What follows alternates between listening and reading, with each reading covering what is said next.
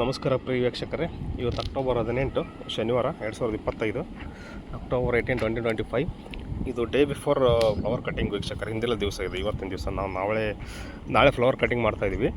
ಅದ್ರ ಹಿಂದಿನ ದಿವಸ ನೋಡಿ ವೀಕ್ಷಕರೇ. ಇದು ಡೇಟ್ ಬಂದುಬಿಟ್ಟು 18 ಅಂತ ಹೇಳಿದ್ದೀನಲ್ಲ. ಇವತ್ತು ಎಷ್ಟಂದರೆ 2 ತಿಂಗಳಾಗುತ್ತೆ ವೀಕ್ಷಕರು ನಾವು ಹಚ್ಚಿರೋದು ಆಗಸ್ಟ್ 21. ಈಗ ಕಟ್ ಮಾಡ್ತಾ ಇರೋದು ಅಕ್ಟೋಬರು 19, 20. ಒನ್ ಡೇ ಹೆಚ್ಚು ಕಮ್ಮಿ ಆಗುತ್ತೆ, ಬಟ್ 2 ತಿಂಗಳಾಗುತ್ತೆ.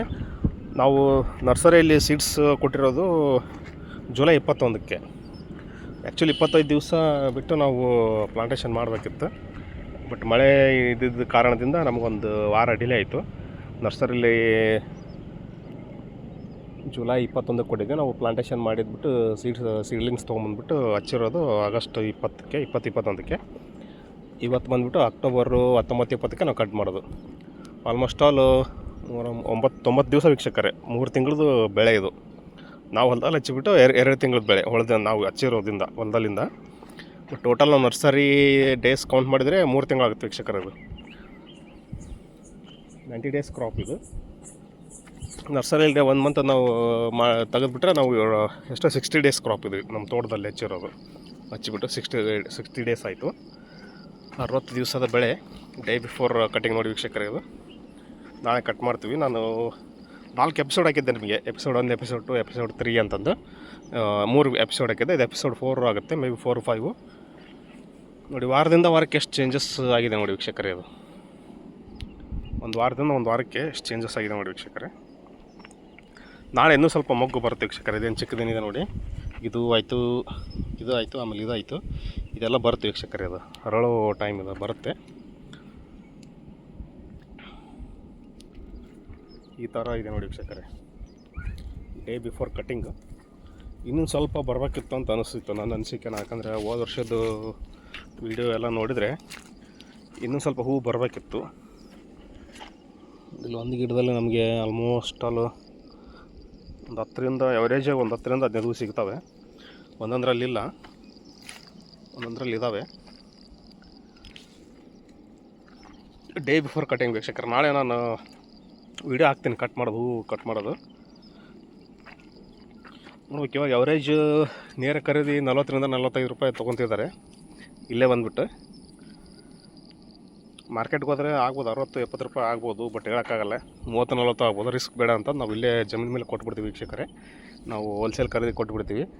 ಇಲ್ಲೇ ಚೀಲದಲ್ಲೇ ಪ್ಯಾಕ್ ಮಾಡಿಬಿಟ್ಟು ಎಷ್ಟಾಗುತ್ತೆ ಅಂತಂದು ಕೆ ಜಿ ಲೆಕ್ಕ ಕೊಡ್ತೀವಿ. 1 kg 30 ರೂಪಾಯಿ 40 ರೂಪಾಯಿದಂಗೆ. ಟೋಟಲ್ ಎಷ್ಟಾಗುತ್ತೆ ಅದನ್ನು ಅವನು ಇಂಟು ಮಾಡ್ಕೊಂಬಿಟ್ಟು ಅದರ ಟೋಟಲ್ ಅಮೌಂಟ್ ಕ್ಯಾಲ್ಕುಲೇಷನ್ ಮಾಡ್ತೀವಿ. ಕೆ ಜಿ ಲೆಕ್ಕ ವೀಕ್ಷಕರೇ.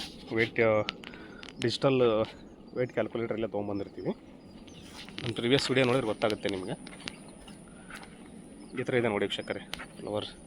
ಇನ್ನೂ ಸ್ವಲ್ಪ ಬರಬೇಕಿತ್ತು ಅಂತ ಅನಿಸ್ತು ನನಗೆ. ಯಾಕಂದರೆ ನಾವು ಹೋದ ಸಾರಿ ಇಂಡಸ್ಟ್ರಿ ಹಾಕಿದ್ದು.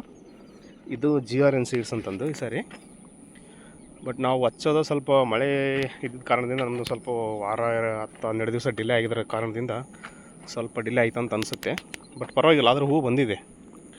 ಆಲ್ಮೋಸ್ಟ್ ಈ ಸೈಡೆಲ್ಲ ಚೆನ್ನಾಗಿ ಸೆಟ್ ಆಗಿದೆ ನೋಡಿ ವೀಕ್ಷಕರೇ. ಒಂದು ಗಿಡದಲ್ಲಿ ನಮಗೆ ಒಂದು 20 ಹೂವು ಸಿಗುತ್ತೆ ಒಂದು ಗಿಡದಲ್ಲಿ. ನಮಗೆ 21 ಸಿಗುತ್ತೆ. ನಾವು ಎವರೇಜ್ ಒಂದು ಗಿಡದಲ್ಲಿ 15 ಹಿಡಿದ್ರೆ ನಮ್ಗೆ ಓಕೆ, ಲಾಸ್ ಏನಿಲ್ಲ. ಬಟ್ ನೋಡ್ಬೇಕು ವೇಟೇಜ್ ಇದು ಹೂವು ಹೆಂಗೆ ಬರುತ್ತೆ ಅಂತ ವೆಯ್ಟು. ಯಾಕಂದರೆ ಫಸ್ಟ್ ಕಟ್ಟಿಂಗ್ ವೆಯ್ಟ್ ಬರುತ್ತೆ. ಸೆಕೆಂಡ್ ಕಟ್ಟಿಂಗ್ ನಾವು ಪ್ರತಿ ಸಾರಿ ಏನು ಮಾಡ್ತಿದ್ವಿ, ದಸರಾ ದೀಪಾವಳಿ 2 ಟಾರ್ಗೆಟ್ ಇಟ್ಕೊತಿದ್ವಿ. ಬಟ್ ಅವ ರೇಟ್ ಕಡಿಮೆ ಇರ್ತಿತ್ತು ದಸರಾಕ್ಕೆ. ದೀಪಾವಳಿ ರೇಟ್ ಜಾಸ್ತಿ ಇರೋದು, ಬಟ್ ವೇಟ್ ಬರ್ತವೆ, ಹೂವು ವೇಟೇಜ್ ಬರೋಲ್ಲ. ಸೆಕೆಂಡ್ ಕಟ್ಟಿಂಗ್ ಆಗಿರುತ್ತೆ. ಇದು ಫಸ್ಟ್ ಕಟ್ಟಿಂಗ್ ಇದು ವೀಕ್ಷಕರು. ನಾವು ಒಂದು ಸಾರಿ ಕಟ್ ಮಾಡಿಲ್ಲ ಹೂವನ್ನ. ಇದು ಬಂದಿರೋದೇ ಈಗ ದಸರಾಕ್ಕೆ ಫಸ್ಟ್ ಟೈಮ್ ಕಟ್ ಮಾಡ್ತಾ ಇರೋದು.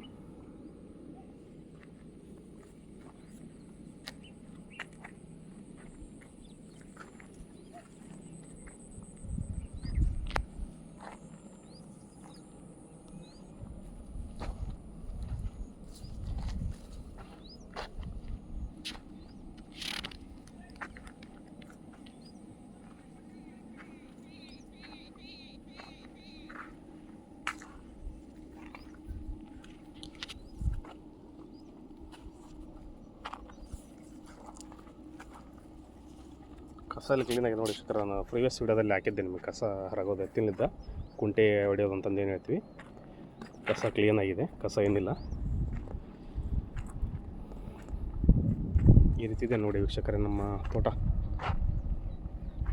ನಾಳೆ ಕಟ್ ಮಾಡ್ತೀವಿ ಹೂವನ್ನ. ಕಟ್ ಮಾಡೋ ವಿಡಿಯೋ ಹಾಕ್ತೀನಿ ನಾನು ನಾಳೆ ನಿಮಗೆ.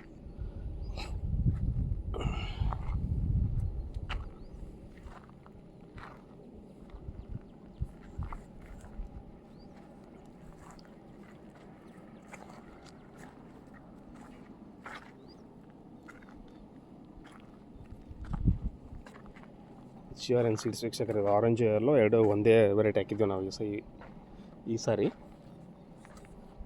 ನೋಡೋಣ ಇದು ಎಷ್ಟು ಬರ್ತಾ ಅಂತ. ನಮ್ಮದು ಆಲ್ಮೋಸ್ಟ್ ಅಲ್ಲಿ ಹೋದ ಸಾರಿ 12ರಿಂದ 13 ಕ್ವಿಂಟಲ್ ಬಂದಿತ್ತು ಅಂತ ಅನಿಸುತ್ತೆ. ನೋಡೋಣ ಇದು ಎಷ್ಟು ಬರುತ್ತೆ, ಏನು 10 ಕ್ವಿಂಟಲ್ ಕ್ರಾಸ್ ಆಗ್ಬೋದೇನೋ ಅಂತ ಅಂದ್ಕೊಂಡಿವಿ. ನೋಡೋಣ.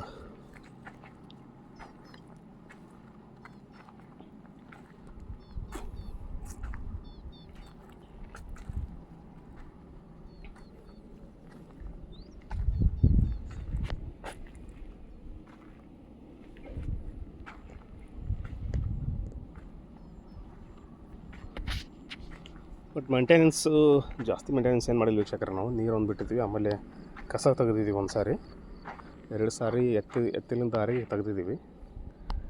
ಬಟ್ ಸ್ಪ್ರೇ ಏನು ಮಾಡಿಲ್ಲ ನಾವು. ಆ್ಯಕ್ಚುಲಿ ಫರ್ಟಿಲೈಸರ್ ಒಂದು ಸಾರಿ ಏನು ಹಾಕಿರ್ಬೇಕು ಅನಿಸುತ್ತೆ, ಮಾವರಿಗೆ ಗೊತ್ತದು ಆ್ಯಕ್ಚುಲಿ.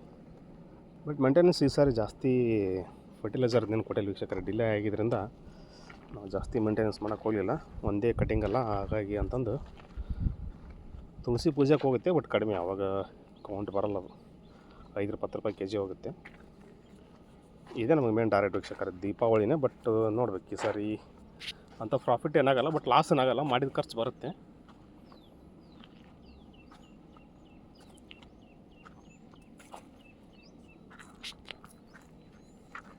ಬೆಂಗಳೂರು ಸೈಡ್, ಆ ಸೈಡೆಲ್ಲ ಚಿಕ್ಕಬಳ್ಳಾಪುರ, ದೊಡ್ಡಬಳ್ಳಾಪುರ ಅಲ್ಲೆಲ್ಲ ಸಖತ್ತಾಗಿ ಬೆಳೀತಾರೆ. ಅವರು ಡ್ರಿಪ್ ಮಾಡಿರ್ತಾರೆ, ಡ್ರಿಪ್ ಮಾಡಿಬಿಟ್ಟು ಆಮೇಲೆ ಮಲ್ಚಿಂಗ್ ಶೀಟ್ ಹಾಕಿರ್ತಾರೆ, ಆಮೇಲೆ ಸಪೋರ್ಟ್ ಕೊಟ್ಟಿರ್ತಾರೆ ಗಿಡಕ್ಕೆ. ಇಳುವರಿ ಇದ್ರ 1 to ಡಬಲ್ ಬಂದಿರುತ್ತೆ ವೀಕ್ಷಕರು. ಅದು ಈ ಹೂವು ಏನಿದೆ ನೋಡಿ, ಇದಕ್ಕಿಂತ ಡಬಲ್ ಬಂದಿರುತ್ತೆ ಅದು. ಆ ರೀತಿ ಮೇಂಟೆನೆನ್ಸ್ ಮಾಡ್ತಾರೆ. ಬಟ್ ರೇಟ್ ಹಂಗೆ ಸಿಗುತ್ತವ್ರೆ. ನಮ್ಮ ಸೈಡ್, ಈ ಸೈಡ್ ಉತ್ತರ ಕರ್ನಾಟಕ ಭಾಗದಲ್ಲಿ ಅಷ್ಟು ರೇಟ್ ಸಿಗೋಲ್ಲ. ಬೆಂಗಳೂರಲ್ಲಿ ಸಿಕ್ಕಂಥ ರೇಟ್ ನಮಗೆ ಇಲ್ಲಿ ಸಿಗೋಲ್ಲ. ಬಟ್ ಅಲ್ಲಿಗೆ ಹೋಗೋಕ್ಕೆ ಟ್ರಾನ್ಸ್ಪೋರ್ಟೇಷನ್ ಚಾರ್ಜು ಅದೆಲ್ಲ ಇರುತ್ತೆ. ರಿಸ್ಕ್ ತೊಗೊಳಕ್ಕಾಗಲ್ಲ ವೀಕ್ಷಕರೇ, ಯಾಕಂದರೆ ರಿಸ್ಕ್ ತೊಗೊಂಡಿಂದ ಅದು ಸಸ್ಟೈನ್ ಮಾಡ್ಕೊಳ್ಳೋ ಕೆಪಾಸಿಟಿ ಇರಬೇಕು. ಹಾಗಾಗಿ ನಾವು ಸುಮ್ಮನೆ ಸಂಕ್ಷಿಪ್ತ ನಮ್ಮ ಕೈಲಿ ಎಷ್ಟಾಗುತ್ತೆ ಅಷ್ಟೇ ಮಾಡಿದ್ದೀವಿ. ನೋಡೋಣ ನೆಕ್ಸ್ಟ್ ಟೈಮ್ ಏನಾದರೂ ನಮಗೆ ಸ್ವಲ್ಪ ಸಂಪೂರ್ಣ ಮಾಹಿತಿ ಸಿಕ್ತಂದರೆ ಮಾರ್ಕೆಟಿಂದ, ಆಮೇಲೆ ರೇಟ್ ಅಲ್ಲಿ ಯಾವ ರೀತಿ ಇರ್ತಾ ಅಂತಂದರೆ ನಾವು ಇನ್ನೊಂದು ಸ್ವಲ್ಪ ಇಂಪ್ರೂವೈಸೇಷನ್ ಮಾಡ್ಕೊಳ್ಳೋಕೆ ಟ್ರೈ ಮಾಡ್ತೀವಿ. ನಿಮಗೇನೋ ಇದ್ರ ಬಗ್ಗೆ ಇನ್ಫಾರ್ಮೇಷನ್ ಏನಾದ್ರು ಗೊತ್ತಿದ್ದರೆ ಕಮೆಂಟ್ ಮಾಡಿ ವೀಕ್ಷಕರೇ. ನಿಮಗೇನಾದ್ರು ಇನ್ಫಾರ್ಮೇಷನ್ ಬೇಕಂದರೆ ಕಮೆಂಟ್ ಮಾಡಿ. ಇಲ್ಲ ನನ್ನ ಅಫಿಷಿಯಲ್ ಇಮೇಲ್ ID ಇದೆ ನನ್ನ ಚಾನಲ್ ಡಿಸ್ಕ್ರಿಪ್ಷನಲ್ಲಿ, ಅಲ್ಲಿ ಬಂದುಬಿಟ್ಟು ಮೇಲ್ ಮಾಡಿ. ನಾವು ಆಲ್ಮೋಸ್ಟ್ ಆಲ್ ಒಂದು 4-5 ವರ್ಷದಿಂದ ಬೆಳೀತಾ ಇದ್ದೀವಿ. ನಾವು ಫಸ್ಟು ಈಸ್ಟ್ ವೆಸ್ಟ್ ಹಾಕಿದ್ವಿ. East West F1 hybrid, orange ಮತ್ತು ಎಲ್ಲೋ ಹಾಕಿದ್ವಿ. ಸತತವಾಗಿ ನಾವು 3 ವರ್ಷ ಈಸ್ಟ್ ವೆಸ್ಟ್ ಹಾಕಿದ್ವಿ ವೀಕ್ಷಕರೇ. ಆಮೇಲೆ ನಾವು ಇಂಡಸ್ ಸಿರಿ 2 ವರ್ಷ ಹಾಕಿದ್ವಿ. ಇವಾಗ GRN ಸೀಡ್ಸ್ ಅಂತಂದಿದ್ದು GRN ಸೀಡ್ಸ್ ಹಾಕಿದ್ದೀವಿ. ನೋಡೋಣ ಇದು ವೇಟೇಜ್ ಯಾವ ರೀತಿ ಬರ್ತಾ ಅಂತ ನೋಡೋಣ. ಹೂ ಕ್ವಾಲಿಟಿ ಚೆನ್ನಾಗಿದೆ, ಏನಾಗಲ್ಲ. ಲಾಂಗ್ ಟ್ರಾನ್ಸ್ಪೋರ್ಟೇಷನ್ಗೆ ಚೆನ್ನಾಗಿ ಬರುತ್ತೆ.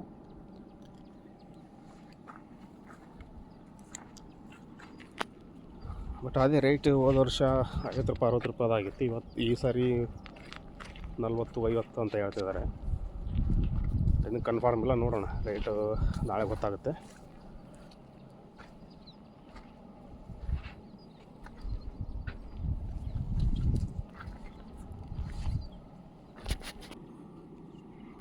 ನಮಗೆ 10 ಕ್ವಿಂಟಲ್ ಅಂದರೆ 1000 kg ಬಂದರೆ ನಮಗೆ 50 ರೂಪಾಯಿದಂಗೆ kg ಅಂತ ಹೇಳಿದ್ರೆ ನಮಗೆ 50,000 ಆಗುತ್ತೆ ವೀಕ್ಷಕರೇ. ಇಷ್ಟು ದೂರದಲ್ಲಿ ನಮ್ಗೆ ಸಿಗೋದು 50,000 ಅಷ್ಟೇ. ಫಸ್ಟ್ ಕಟಿಂಗ್ ಇದೆ, ಯಾಕಂದರೆ ನೋಡೋಕ್ಕೆ ಇಳುವರಿ ಸ್ವಲ್ಪ ಡಿಲೇ ಆಗಿದ್ದರಿಂದ ಅಷ್ಟು ಜಾಸ್ತಿ ಎಕ್ಸೆಪ್ಟ್ ಮಾಡೋಕ್ಕಾಗಲಿಲ್ಲ ಪ್ರಾಫಿಟ್ನ.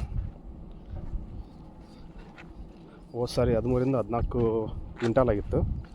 ಬಟ್ ಈ ಸಾರಿ ಎಷ್ಟಾಗುತ್ತೆ ಏನೋ ನಮ್ಗೆ ಇದು ಅಂದಾಜು ಸಿಗ್ತಿಲ್ಲ ವೀಕ್ಷಕರು. ಇದು ಹೊಸ ವೆರೈಟಿ ಆಗಿದ್ದರಿಂದ ನಮಗೆ ಇಂಡಸ್ಟ್ರಿ ಇಷ್ಟು ವೆಸ್ಟ್ ಆಗಿದ್ರೆ ನಾವು ಎಷ್ಟಾಗುತ್ತೆ ಅಂತ ಹೇಳ್ಬಿಡ್ತಿದ್ವಿ. ಬಟ್ ಸ್ವಲ್ಪ ಗಿಡಗಳ ಡಿಸ್ಟೆನ್ಸು ಜಾಸ್ತಿ ಇದೆ ನಮ್ಮದು ಈ ಸಾರಿ. ಹೋದ ಸಾರಿ ಇಷ್ಟು ಡಿಸ್ಟೆನ್ಸ್ ಇರಲಿಲ್ಲ, ಇದ್ರ ಡಬಲ್ ನಮಗೆ 1,000-2,000 ಆಗಿ ಜಾಸ್ತಿ ಹೋಗಿದ್ವು. ನೋಡೋಣ ಈ ಸಾರಿ ಏನು 13-14 ಕ್ವಿಂಟಲ್ ಬರುತ್ತೆ, ಏನು 10 ಕ್ವಿಂಟಲ್ ಬರುತ್ತೆ ಗೊತ್ತಿಲ್ಲ. ಇದು ಕೂಡ GRN ವೆರೈಟಿ ನೋಡಿ ವೀಕ್ಷಕರೇ, ಎಲ್ಲೋ ಇದು ಕೂಡ GRN. ಬಟ್ ಇದು ಅದಕ್ಕಿಂತ ಫಾಸ್ಟಾಗಿ ಗ್ರೋತ್ ಆಗಿದೆ ವೀಕ್ಷಕರೇ, ನೀವು ಅಬ್ಸರ್ವ್ ಮಾಡ್ಬೋದು. ಇಲ್ಲಿ ಆರೆಂಜಲ್ಲಿ ಏಟಿದೆ, ಎಲ್ಲೋದಲ್ಲಿ ಏಟಿದೆ ನೋಡಿ, ನಿಮಗೆ ಡಿಫ್ರೆನ್ಸ್ ಗೊತ್ತಾಗುತ್ತೆ ಇಲ್ಲಿ. ಅದು ಇನ್ನೂ ಒಂದು ವಾರ ತನಕ ಆದರೂ ಇನ್ನೂ ಒಂದು ವಾರ ಬೇಕಾ ಆ್ಯಕ್ಚುಲಿ ಟೈಮ್ ಅಂದರೆ ಅದಕ್ಕೆ. ಎಲ್ಲೋಗೆ ಆರೆಂಜ್ ಕಂಪ್ಲೀಟಾಗಿ ಬಂದುಬಿಟ್ಟಿದೆ ನೋಡಿ ವೀಕ್ಷಕರಿಗೆ. ಸೈಜ್ ಕೂಡ ಒಂದೊಂದೆಲ್ಲ ಓವರ್ ಸೈಜ್ ಆಗಿದ್ದಾವೆ. ಪುಣ್ಯ ಅಂದರೆ ನಮಗೆ ಮಳೆ ಆಗಿಲ್ಲ ವೀಕ್ಷಕರೇ. ಮಳೆ ಆಗಿತ್ತಂದರೆ ಹೂವು ಡ್ಯಾಮೇಜ್ ಆಗ್ತಿತ್ತು, ಸಿಕ್ಕಾಪಟ್ಟೆ ಹೂವು ಡ್ಯಾಮೇಜ್ ಆಗ್ತಿತ್ತು, ಆಮೇಲೆ ರೇಟ್ ಕೂಡ ಕಡಿಮೆ ಆಗ್ತಿತ್ತು. ಅವರಿಗೆ ಲಾಂಗ್ ಟ್ರಾನ್ಸ್ಪೋರ್ಟೇಷನ್ ಇಲ್ಲಿ ಖರೀದಿದಾರಿಗೂ ಕೂಡ ಕಷ್ಟ ಆಗುತ್ತೆ, ಅವ್ರಿಗೂ ಕೂಡ ನಷ್ಟ ಆಗುತ್ತೆ ಮಳೆ ಆಗಿಬಿಟ್ರೆ. ಯಾಕಂದರೆ ಅವ್ರು ತಗೊಂಡೋಗ್ಬಿಟ್ಟು ಮತ್ತೆ ಹಾರ ಹಾಕ್ಬೇಕು ಗಾಳಿಗೆ, ಒಂದೊಂದೆಲ್ಲ ಸ್ಪ್ರೆಡ್ ಮಾಡಿ ಶೀಟ್ ಆಗ್ತಾವೆ ಇದ್ರ ಮೇಲೆ ಒಂದೊಂದೇ ಹಾರಾಕಬೇಕಾಗತ್ತೆ, ಗಾಳಿ ಬೇಕು ಅದಕ್ಕೆ. ನೀರು ಹಿಡಿದ್ಬಿಟ್ರೆ ಈ ಡ್ರೈ ಇದೆ ನೋಡಿ ವೀಕ್ಷಕರೇ, ಡ್ರೈ ಮಾಲಿದೆ, ಇದೇನು ನೀರಿಲ್ಲ ಏನಿಲ್ಲ, ಮಳೆ ಇಲ್ಲ.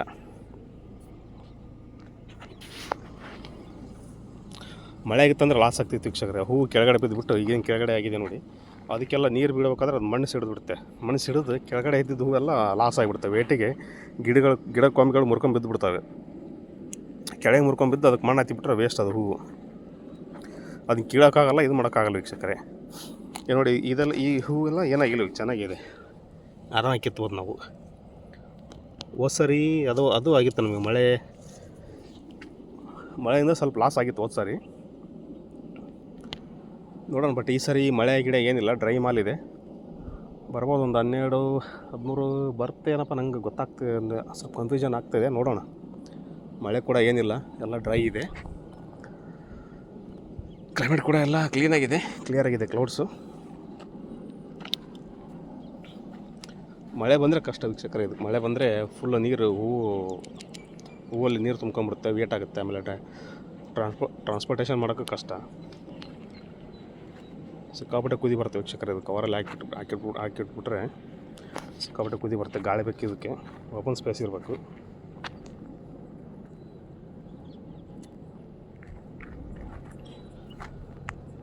ನಾಳೆ ಒಂದು ವಿಡಿಯೋ ಮಾಡ್ತೀನಿ ವೀಕ್ಷಕರೇ, ಫ್ಲವರ್ ಕಟಿಂಗ್ ಮಾಡೋದು ಒಂದು ವಿಡಿಯೋ ಮಾಡ್ತೀನಿ.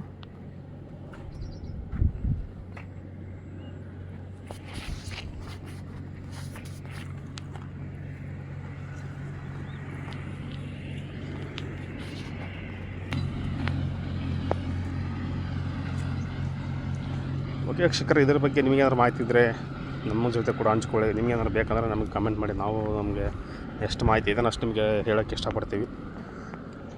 ವಿಡಿಯೋ ಇಷ್ಟ ಆಗಿದ್ದರೆ ಅಲ್ಲಿ ಶೇರ್ ಮಾಡಿ, ಲೈಕ್ ಮಾಡಿ, ಸಬ್ಸ್ಕ್ರೈಬ್ ಮಾಡಿ ವೀಕ್ಷಕರೇ. ಧನ್ಯವಾದಗಳು.